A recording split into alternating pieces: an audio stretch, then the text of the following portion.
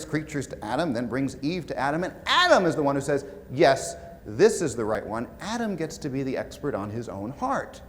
And it seems to me that if you extend that same courtesy to gay people today, you get quite the opposite of what you're looking for. People say, well, you're reading a whole lot into the text. I'm like, well, no more than you're reading into the text by claiming that from this we have this normative rule that all sex and all marriage must be heterosexual. But the interesting thing is that many people say, look, we don't need Genesis, we don't need the creation stories, we don't need Revelation at all to reach these conclusions, because we can look to natural law. And probably the best known historical proponent of the view of natural law that I'm going to be talking about is St. Thomas Aquinas. There he is. Not a very flattering picture of St. Thomas Aquinas. And you're probably familiar with the basic idea here. First of all, let me say something about the basic idea of natural law. We call it natural law because we can know it simply by observing nature through reason. We don't need any special revelation. And this is going to be common to both the old natural law, Aquinas, and the new natural law that I'll be talking about shortly. And among the things we can know is that there are certain morally correct, morally proper ends of sex and marriage. And we can know that by looking at the sexual organs. They have clear functions. Their function is procreation, just like eyes are for seeing and ears are for hearing, genitals are for procreating, and to use them for some other purpose is unnatural and wrong. Now, what's the problem here? I mean, there are a number of problems, but one problem is that many of my organs have multiple purposes, right? I can use my mouth for talking, for singing, for breathing, for licking envelopes, for blowing bubbles, for sucking dick. You know, when I give versions of this talk on campus, I always say for licking envelopes, blowing bubbles, for kissing a woman, or for kissing a man. But I promised you a talk on gay sex. I said, I'm going to say sucking dick.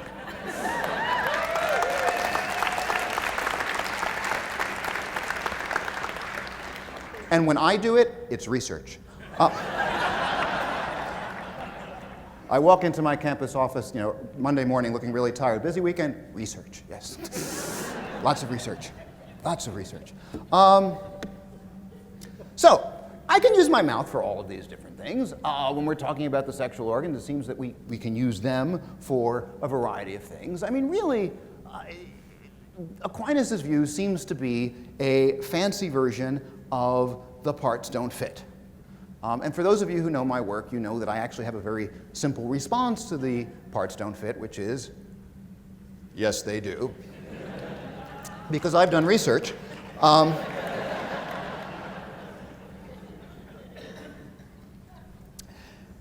And while the sexual organs clearly are for procreation, they also seem particularly well suited to other things, like the pursuit of pleasure, the expression of a kind of intimacy, and so on. So how is it that we can limit their use, their only natural use, to procreation? In fact, what's interesting is that Aquinas himself seems to anticipate this objection when he says, you know, well, because Aquinas is very good at anticipating objections. His writing is always like objection 1, objection 2, and then he replies to the objection. So one of the objections he says, well, you know, what if a person is walking on their hands? That's not what hands are for. Would that be wrong? And his response to that is, well, but that inordinate use does not undermine the proper use of the hands, whereas using your sexual organs for non-procreative purposes, that undermines the great good of procreation.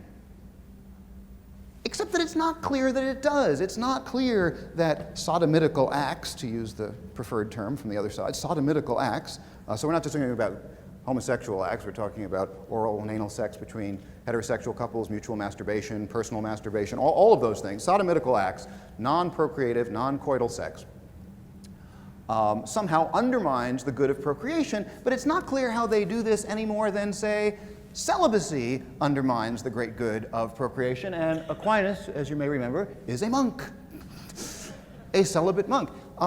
As Jeremy Bentham, a great utilitarian philosopher, put this several hundred years ago, if gays ought to be burned at the stake for their failure to procreate, perhaps monks should be roasted on a slow flame.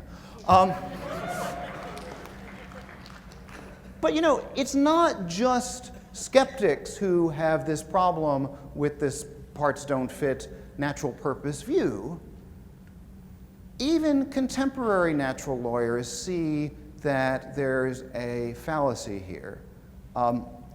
And Robert George is probably going to be the best example of this claim. George, let me tell you a little bit about him. He is the McCormick Professor of Jurisprudence at Princeton University, spent the last year at Harvard University. He is the co-founder of the National Organization for Marriage, which fights same-sex marriage across the country and across the world. He is the co-founder of the right-wing Witherspoon Institute. Serious, hardcore, conservative, Roman Catholic, well-respected by people in that camp.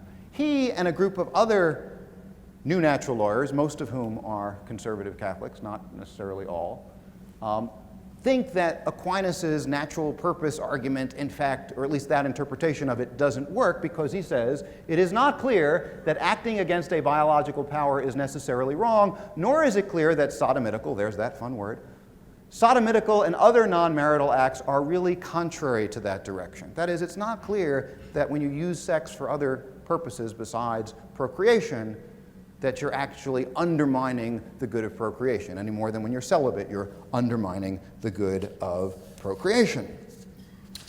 So the new natural law theorists need to find some way of making the same sort of claims without using that perverted function argument. And what they say is, look, we can't read these normative claims into descriptive premises about the way the organs work. We need to access normative premises directly. We need to have access to some fundamental basic goods. And what they do is they start with these basic goods that we sort of intuit or know directly. Now, a lot of people say, okay, I can see where this is going. So somehow they have access to these truths, and if the rest of us don't see it, we're... But in fairness to them, I want to say this. Every moral theory is going to have some basic premises.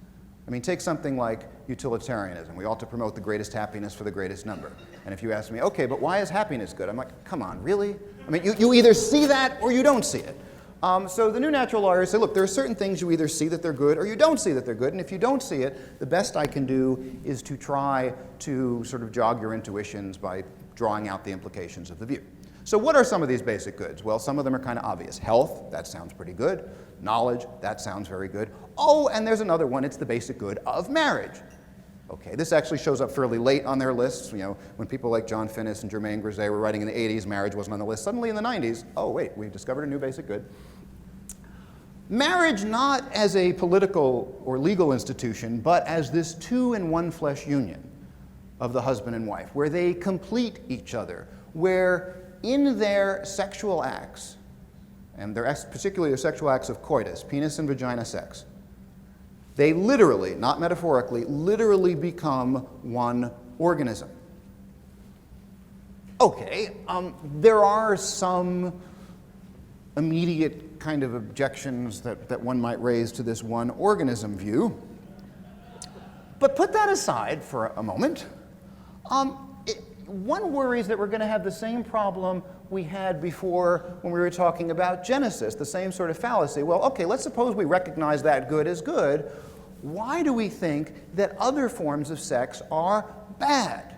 You know, okay, so fine, you've got this marital good, you want to pursue that, that's great, but the rest of us want to pursue something else. Why is that bad? And here's their answer. Because either sex aims toward marriage, this two in one flesh union, or else it involves treating yourself and the other person as a mere object. You're just using the person as a way of getting sexual gratification without respecting their personhood, so it involves a kind of disintegrity where you separate off the personal self from the bodily self. If I may quote Robert George, this is him writing with Patrick Lee, if one chooses to actualize one's bodily sexual power as an extrinsic means to producing an effect in one's consciousness, are you with me so far? Then one separates in one's choice oneself as bodily from oneself as intentional agent. In such a choice, one treats the body as a mere extrinsic means. One regards the body as outside the subject, and so as a mere object. What does that mean? Look, actually, to be charitable, I think I know what that means, or I think I know what he's aiming at, and I think most of us have some sense of what that can mean, because we can all imagine what it's like, and we know people do this, when people treat sex in a depersonalized way and you end up just using the other person. The person to you is not a person, they are simply an object. Your goal is to just get off, and as far as you're concerned, it could be that person, it could be some other person. You could plug yourself into an experience machine if you had one available. Matter, you're just interested in getting off, and the person qua person doesn't matter to you. That's bad. Okay, I get that that kind of dehumanizing approach to other persons is bad. But why should we think that every sodomitical act, every act of non-coital sex, every act of oral sex, every act of mutual masturbation, every act of anal sex, is just for that purpose? Why not think that, no, I'm a bodily person engaging in this activity with another bodily person, expressing things in this bodily human way. I'm not separating off the subject from the bodily self, whatever that means. I am a bodily subject engaging in a sexual interaction. And so, I mean, if I may use a fancy word, because we're kind of in the neighborhood of fancy words right now, what we've got here is bad sexual phenomenology, just a bad account of what's going on in people's minds when they seek various forms of sex, including various forms of sex besides coitus. Now, the reason I'm so concerned with people like Robert George and the other new natural lawyers is that they have become probably the most prominent conservative intellectual group fighting marriage for same-sex couples. And you see that particularly in a recent book, came out this year, What is Marriage, Man and Woman in Defense? It's co-authored by Sharif Girgis, Robert George, and Ryan Anderson. George, as I mentioned, is a Princeton professor. Girgis, graduate student at Princeton, now also doing a law degree at Yale. Anderson, graduate student at Notre Dame. The two of them did an article in the Harvard Journal of Law and Public Policy, which they expanded into a book called What is Marriage?